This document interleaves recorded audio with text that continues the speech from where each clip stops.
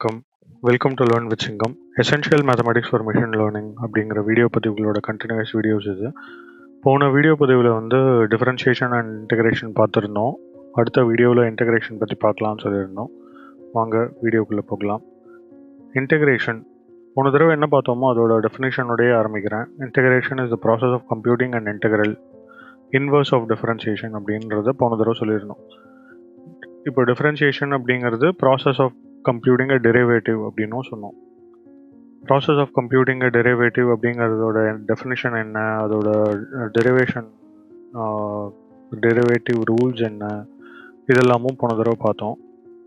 இப்போது process of computing and integral அப்படிங்கிறது தான் வந்து இன்டெகிரேஷன் நம்ம சொல்லிட்டோம். அப்படின்னா இன்டெக்ரல் அப்படிங்கிறது என்னன்னு தெரிஞ்சிருச்சு அப்படின்னா நம்மளுக்கு இன்டெகிரேஷன் அப்படிங்கிறது என்னன்னு தெரிஞ்சிடும் இல்லையா?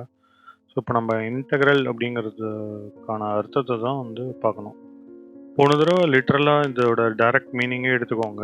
டிஃப்ரென்ஷியேஷன் அப்படின்னா வந்து இங்கிலீஷ் வார்த்தையை நீங்கள் எடுத்தீங்க அப்படின்னா எல்லாத்தையும் தனித்தனியாக பிரித்து பார்த்து அதை அனலைஸ் பண்ணி அதோட வேல்யூவை கண்டுபிடிக்கிறதுக்கான யூஸ் பண்ணுறது தான் வந்து டிஃப்ரென்ஷியேஷன் அப்படின்னு கொண்டு வந்திருக்காங்க மேக்ஸ்லேயுமே. இப்போ அதே மாதிரி தான் இங்கிலீஷ் வேர்டே எடுத்திங்கன்னா இன்டெகிரேஷனுங்கிறது எல்லாத்தையும் ஒன்றா சேர்த்து பிரித்து பார்த்து அதோட வேல்யூவை எடுத்துகிட்டு வர்றது தான் இன்டெகிரேஷன்னு சொல்கிறோம் இல்லையா? இப்போ இன்டெக்ரல் அப்படிங்கிறத வந்து நம்ம எந்த இதில் யூஸ் பண்ணுவோம் அப்படின்னா, இப்போ இந்த மாதிரி ஒரு இர்ரெகுலர் ஷேப்பு, இது ஒரு பிரிட்ஜு, கர்வ்டு பிரிட்ஜுன்னு வச்சுக்கோங்களேன். இந்த ஒரு கர்வ்ட் பிரிட்ஜ் வந்து பேரபோலாக இருக்கலாம், எலிப்ஸாக இருக்கலாம், இல்லை இந்த மாதிரி என்ன ஷேப் வேணா இருக்கலாம். ஒரு இர்ரெகுலர் ஷேப்பை கொடுத்துட்டு அந்த இர்ரெகுலர் ஷேப்போட ஏரியாவை கண்டுபிடிங்க அப்படின்னா உங்களுக்கு வந்து ஒரு இதே ஒரு கிராஃபாக நினச்சி பார்த்தீங்கன்னு வச்சுக்கோங்களேன். ஒரு ஸ்ட்ரெயிட் லைன் இருக்குது. அந்த ஸ்ட்ரெயிட் லைனில் நீங்கள் வந்து ஒரு ஏரியாவை கண்டுபிடிக்கிறதுக்கும் நீங்கள் தனித்தனியாக அதோட ஸ்லோப் கண்டுபிடிக்கிறீங்க. அது எல்லாத்தையும் இன்டெகிரேட் பண்ணி கடைசியாக ஃபைனலாக அதோட ரிசல்ட்டண்ட்டை கொண்டு வருவீங்க. இந்த மாதிரி இதுக்கு வந்து ஏரியா கண்டுபிடிக்கிறதுக்கு உங்களுக்கு இன்டெகிரேஷன் ரொம்ப யூஸ்ஃபுல்லாக இருக்கும். இப்போது இது ஒரு ரெகுலர் ஷேப்பாக இருந்ததுன்னு வச்சுக்கோங்களேன், நீங்கள் வந்து இன்டெகிரேஷன் யூஸ் பண்ணுங்கன்னு நான் சொல்லவே மாட்டேன். ஆனால் இப்போ இது இர்ரெகுலராக இருந்ததுன்னா ஒரு ஏரியாவும் இந்த ரெக்டாங்கிள் மட்டும் இப்போ தனியாக எடுத்தீங்கன்னா இந்த ரெக்டாங்கிளோட ஏரியா ஒரு தனி ஏரியா, இந்த ரெக்டாங்கிளோட ஏரியா ஒரு தனி ஏரியா, இந்த ரெக்டாங்கிளோட ஏரியா ஒரு தனி ஏரியா. ஸோ ஒரு பாயிண்ட்லேயும் உங்களுக்கு இதோட இந்த ஷேப்போட ரெக்டாங்கிள் ஷேப்போட ஏரியா வந்து டிஃபர் ஆகும்.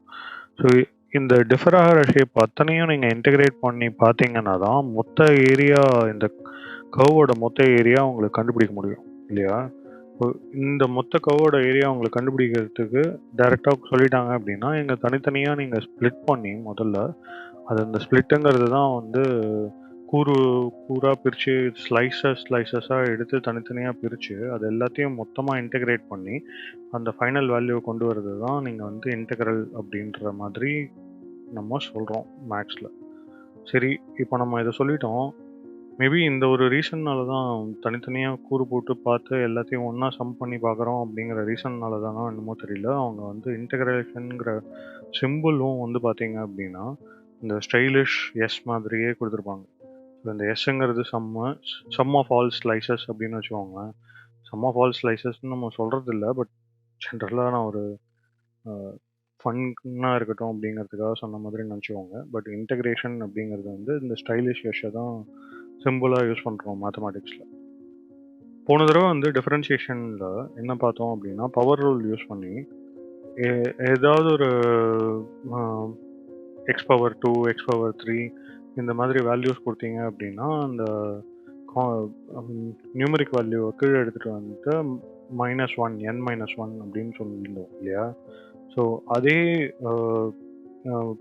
எக்ஸாம்பிளே எடுத்துப்போம். dy/dx of x² = 2x அப்படின்னா இப்போ இது வந்து டிஃபரன்ஷியேஷன் தெரிஞ்சிருச்சு. இப்போ இதோட இன்டெக்ரல் என்னன்னு பார்க்கணுன்னா 2xோட இன்டெக்ரல் பார்த்தீங்க அப்படின்னா இன்வர்ஸ் ஆஃப் டிஃபரன்ஷியேஷன் சொன்னதுனால இன்டெக்ரல் ஆஃப் 2x வந்து x² தான் இல்லையா?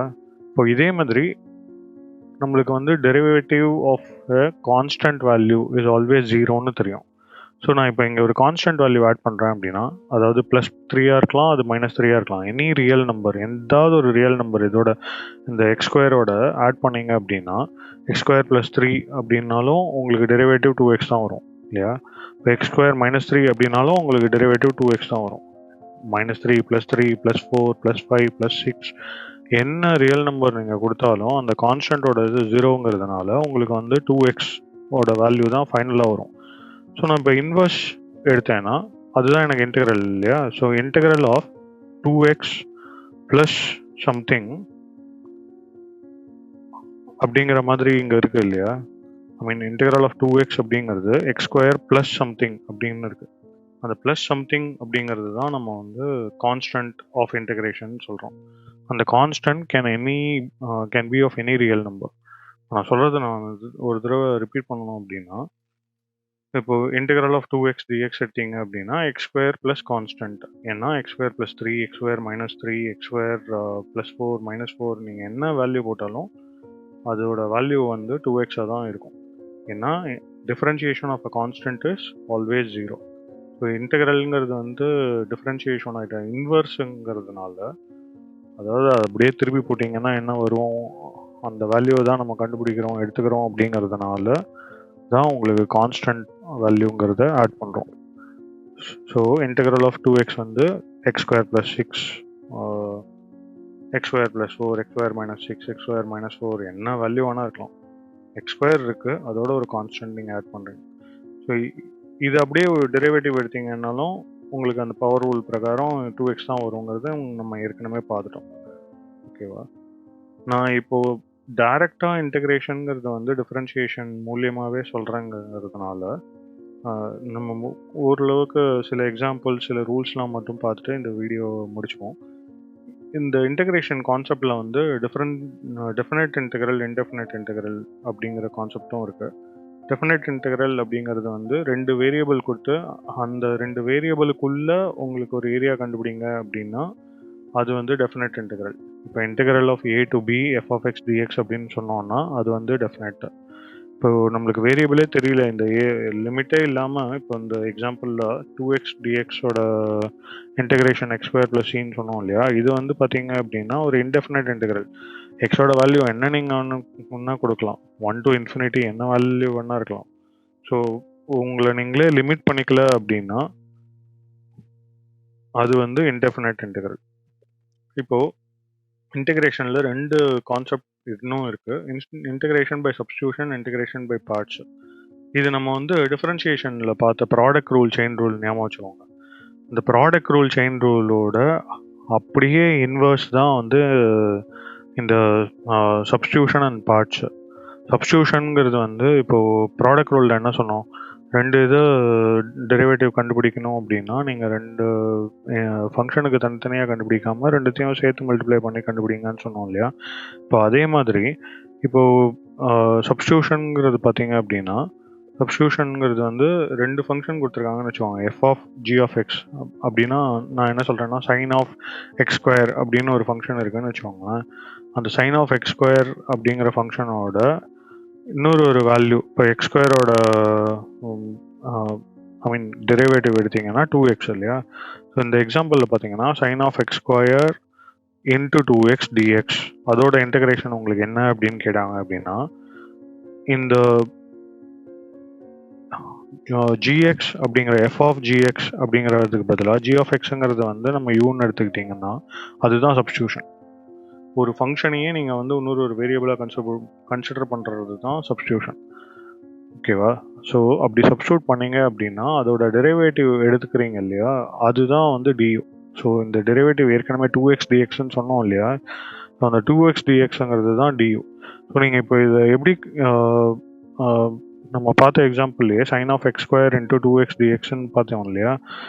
ஸோ அதில் வந்து எக்ஸ் ஸ்கொயர் அப்படிங்கிறது தான் u, 2x dxங்கிறது தான் du. ஸோ அது சப்ஸ்டியூட் பண்ணி நீங்கள் இன்டிகிரேட் பண்ணீங்க அப்படின்னா உங்களுக்கு வந்து வேல்யூ, ஃபைனல் வேல்யூ வந்து ஈஸியாக கண்டுபிடிக்க முடியுங்கிறதுக்காக தான் இந்த மெத்தடை யூஸ் பண்ணுறோம். இப்போ இதே மாதிரி பார்ட்ஸுங்கிறது வந்து தனித்தனியாக பிரித்து ஒரு இதில் வந்து ரெண்டு ஃபங்க்ஷன் இருக்குது, அதோட வேல்யூ டைரெக்டாக நம்ம கண்டுபிடிக்கிறதுக்கு பதிலாக அந்த வேல்யூவே தனித்தனியாக பிரித்து கண்டுபிடிக்கிறது தான் வந்து பை பார்ட்ஸு. ஸோ இப்போ UWDX அப்படின்னா u தனியாக எடுத்து இன்டெக்ரல் ஆஃப் WDXும் கண்டுபிடிச்சிட்டு அதை வந்து சப்ராக்ட் பண்ணுறோம் u derivative of integral dx டிஎக்ஸ்ன்னு போடுறோம். இது வந்து இன்டெகிரேஷன் பை பார்ட்ஸ். இப்போது இதே மாதிரி போன தடவை டெரிவேட்டிவ் ரூல்ஸ் பார்த்தோம் இல்லையா, அதே மாதிரி இன்டெகிரேஷனுக்கும் தனித்தனியாக ரூல்ஸ் இருக்குது. இப்போ கான்ஸ்டன்ட் இன்டெக்ரல் கண்டுபிடிக்கணும் அப்படின்னா அது ஆல்வேஸ் ஏஎக்ஸ் ப்ளஸ் சி. இப்போ அதே இது வந்து எக்ஸோட இன்டெக்ரல் கண்டுபிடிக்கணும் அப்படின்னா x square divided by 2 + c. இப்போ எக்ஸோட இன்டெகிரேஷன் கண்டுபிடிக்கணும்னா x square divided by 2 + c. X ஸ்கொயரோடது கண்டுபிடிக்கணும்னா எக்ஸ் கியூப் பை 3 + c. இப்போ ஏன்னா இதோட டிஃப்ரென்ஷியேஷன் கண்டுபிடிச்சிங்கன்னு வச்சுக்கோங்களேன், 3x square divided by 3 + c வரும் இல்லையா. ப்ளஸ் சிங்கிறது வந்து டெரிவேட்டிவ் எடுத்தோம்னா 0 ஆகிடும். ஸோ 3x ஸ்கொயர் பை 3ன்னு வரும். 3 கேன்சல் ஆகிடுச்சு, எக்ஸ் ஸ்கொயர்னு வரும். அதுதான் நம்ம வந்து எக்ஸ் ஸ்கொயரோட டிஎக்ஸ்ன்னு சொல்கிறோம். ஐ மீன் எக்ஸ் ஸ்கொயரோட இன்டெகிரேஷனோட வேல்யூன்னு சொல்கிறோம். இப்போ நம்ம ஏற்கனவே டெரிவேட்டிவ்ல என்னெல்லாம் ரூல்ஸ் பார்த்தோமோ அதே செட் ஆஃப் ரூல்ஸ் தான், ஆனால் இங்கே எல்லாமே இன்வர்ஸாக இருக்கும். அவ்வளோதான் difference. So multiplication by constant பண்ணிங்க அப்படின்னா ஒரு constant 2 into something value as a function 2x square dx அப்படின்னு கொடுத்தீங்க அப்படின்னா which is same as taking 2 into integral of x square dx. So integral of x square dx கண்டுபிடிச்சா போதும், 2ஆல் அதை multiply பண்ணிக்கலாங்கிறது தான் மீனிங் அதுக்கு. அதே மாதிரி பவர் ரூல், நம்ம ஏற்கனவே அந்த பவர் ரூல் டெரிவேட்டிவில் பார்த்துருந்தோம். அந்த டெரிவேட்டிவில் பார்க்கும்போது நம்ம வந்து என்ன சொல்லியிருந்தோம், -1 n-1 சொல்லியிருந்தோம் பவரில் இல்லையா. இப்போ வந்து இன்வர்ஸுங்கிறதுனால இங்கே வந்து n+1. So x power n+1 into n+1 plus constant. இதுதான் வந்து power rule for wherever n is not equal to -1. -1 போட்டிங்க அப்படின்னா 1/xன்னு மாறிடும். 1/xோட ஃபார்முலா வேறு, ஓகேவா. அதே மாதிரி சம் ரூலுங்கிறது வந்து f + g dxோட இன்டெகிரேஷன் எடுத்திங்கன்னா அதை தனித்தனியாக பிரித்து எஃபோட இன்டெகிரேஷன் தனியாகவும் ஜியோட இன்டெகிரேஷன் தனியாகவும் எடுக்கிறது தான் சம் ரூல். அதே இது டிஃப்ரென்ஷியேஷன் பார்த்தீங்கன்னா, இங்கே ப்ளஸ் சிம்பிள் இருக்குது, இது actually minus. Integration of f of dx minus integral of g of dx அப்படிங்கிறது தான் டிஃபரன்ஸ் ரூலோட ஃபார்முலா. ஸோ இப்போ ஓரளவுக்கு உங்களுக்கு வந்து டிஃப்ரென்ஷியேஷன் இன்டெகிரேஷனோட கான்செப்ட்ஸ் எல்லாம் புரிஞ்சிருக்கும்னு நினைக்கிறேன். இது நம்ம வந்து மிஷின் லேர்னிங்காக அப்படின்னு முதல்லேருந்தே சொல்லிட்டு வரோம். ஆனால் நம்ம எப்படிலாம் யூஸ் பண்ண போகிறோம், எங்கெல்லாம் யூஸ் பண்ண போகிறோம் அப்படிங்கிறத நம்ம சொல்லலை அப்படின்னு நீங்கள் நினச்சிங்க அப்படின்னா அதுக்கான வீடியோஸ் தான் நம்ம பைத்தான் லாங்குவேஜ்லேயும் சரி, டேட்டா சயின்ஸ்லேயும் சரி நிறைய வீடியோ பதிவுகள் Learn-with-Singamல போட்டுட்ருக்கோம். அதையும் பாருங்கள். உங்களுக்கு ரெண்டையும் நீங்கள் வந்து இன்டெகிரேட் பண்ணீங்க அப்படின்னா, இந்த 2 செட் ஆஃப் வீடியோஸையும் இன்டெகிரேட் பண்ணிங்கன்னா உங்களுக்கு நான் மேத்தமேட்டிக்ஸ் கான்செப்ட் சொல்கிறதும் உங்களுக்கு அதை எப்படி வந்து ப்ரோக்ராமிங் லாங்குவேஜாக கன்வெர்ட் பண்ணி யூஸ் பண்ணுறோம் அப்படிங்கிறதும் உங்களுக்கு ஈஸியாக புரிஞ்சிடும். இன்னும் அடுத்தடுத்த வீடியோவில் ப்ராபபிலிட்டி ஸ்டாட்டிஸ்டிக்ஸ் பார்ப்போம். அது தவிர எஸ்விஎம் பற்றியும் வீடியோலாம் போடலான்னு இருக்கோம். பாருங்கள், ஷேர் பண்ணுங்கள், லைக் பண்ணுங்கள், கமெண்ட் பண்ணுங்கள், சப்ஸ்கிரைப் பண்ணுங்கள். Thank you for listening. Thanks a lot.